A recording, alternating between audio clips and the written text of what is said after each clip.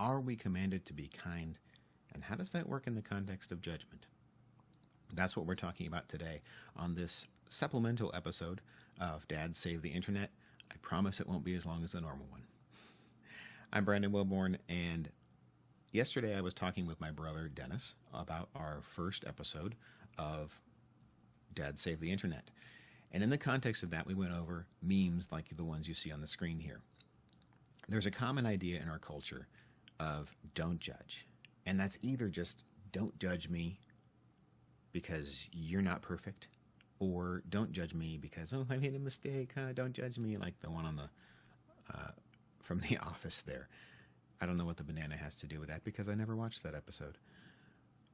Anyway, we were talking about this idea of don't judge and how it's not really a biblical idea.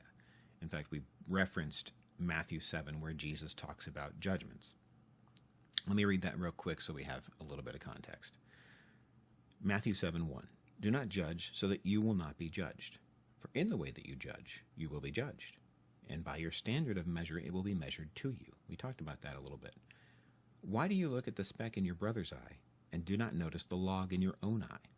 How can you say to your brother, let me take the speck out of your eye, and behold, the log is in your own eye? You hypocrite! First, take the log out of your own eye, and then you will see clearly to take the speck out of your brother's eye. Clearly, there's a judgment happening. And by judgment, I'm going to clarify again, the distinction, it's a distinction. It's not a condemnation. We talked about that yesterday. That part was perfectly clear. But in the conversation, I said something that wasn't clear, because I brought into this conversation about don't judge other memes that say don't judge, just be kind. And I said there's no specific command to kindness or to be kind. And in that passage, there isn't.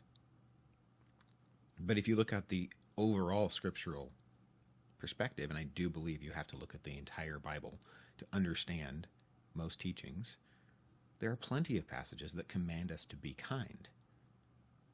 So, here's where the potential confusion might come in and that I wanted to clarify. Just because we're talking about the Bible and we're talking about my own faith.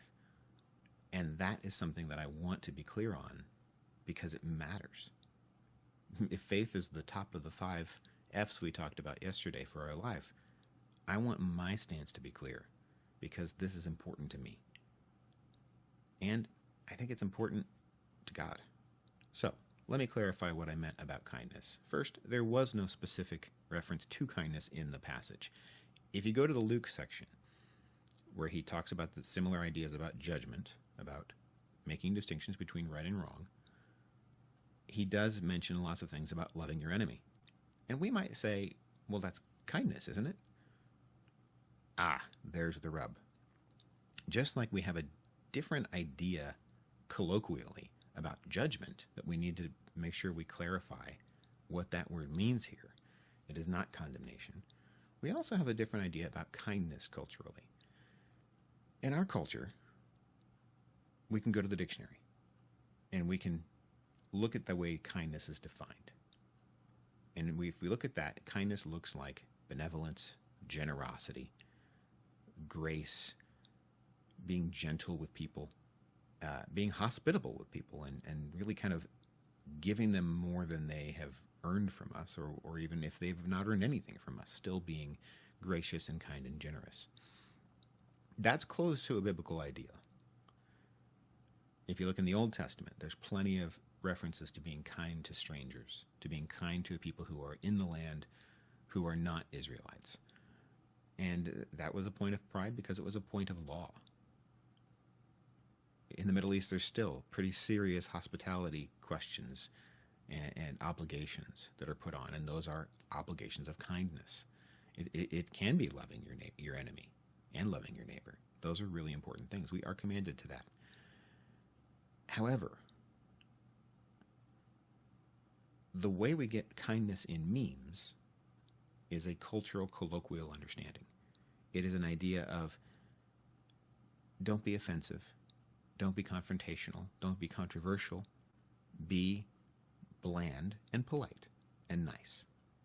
And that's a very different thing, because pleasantries that are culturally defined are not the same as being benevolent and gracious and humble and giving out hospitality to people, whether they're strangers or family or community members. That's a very different standard. Being pleasant and inoffensive versus being generous with everything you have. That's a very different definition. This is being kind. This is showing significant kindness. So I want to look at a couple of areas where we can see a distinction in that. The first is Jesus in Matthew 23. So after he's preached about not judging, Matthew 23, he has some pretty strong words that we in our culture would consider unkind because they sound like judgments. They sound like condemnations. In fact, he is threatening the condemnation of hell to people who are teaching incorrectly.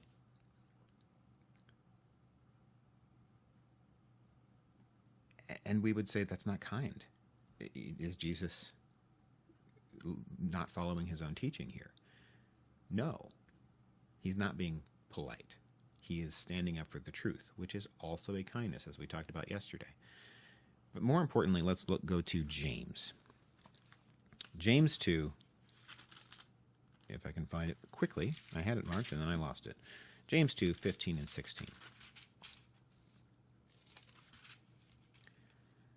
If a brother or a sister is without clothing and in need of daily food, and one of you says to them, "Go in peace, be warmed and filled," and yet you don't give them what is necessary for their body, what use is that? That is the difference between meme kindness and biblical kindness. The difference between politeness, "Oh, hey, go have a good day," and, "Oh, you're hungry and cold. Come to my house and I will feed you." The second one is the type of kindness we are called to. The first one is the type of kindness I was talking about yesterday when I said there's no command to that. We aren't commanded to be polite when the situation demands standing up for the truth, caring for someone in need, or teaching correctly. Hope that clears that up. Certainly clears it up in my mind because I want to tell the truth and I want to have things be proper and accurate and clear. And that was the problem, as I don't think that was clear, that in context I was not talking about biblical kindness. We are called to that. And that is a hard calling. Join us in the arena on that one.